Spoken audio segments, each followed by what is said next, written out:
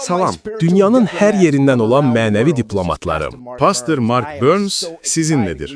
Mən çox xoşbəxt və həyəcanlıyam. Biz dünyanın müxtəlif ölkələrindən olan ruhani və dini liderlərin Vaşinqtonda toplanması üçün yeni tarix təyin etdik. Yanvarın 22'sinde ABŞ-ın Kapitol binasında imamlar, ravvinlər, pastorlar ve keşişler her bir dinin nümayendeleri yekdillikle beyan edecekler. Biz bütün dünyada dini azadlık uğrunda mübarize aparacağıq.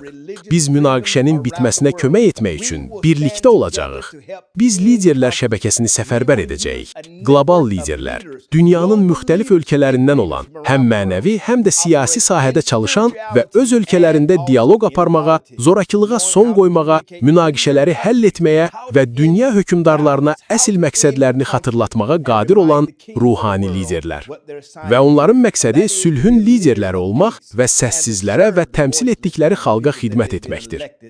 Beləliklə, əgər özünüzü ruhani diplomat hesab edirsinizsə və inancınızdan asılı olmayaraq bunun sizin çağırışınız olduğunu düşünürsünüzsə, sizi spiritdiplomatlar.org saytına daxil olmağa və pulsuz qeydiyyatdan keçməyə dəvət edirəm.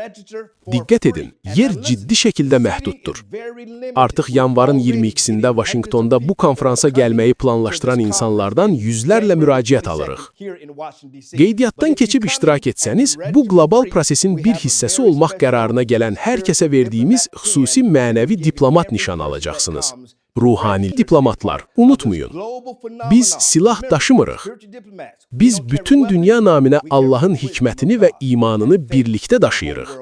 Gəlin birlikdə çalışaq. Gəlin xalqları və ölkələri birləşdirək və planetdəki münaqişələrə son verək. Gəlin burada, yanvarın 22'sində, Vaşinqtonda, ABŞ Kapitolunda görüşək.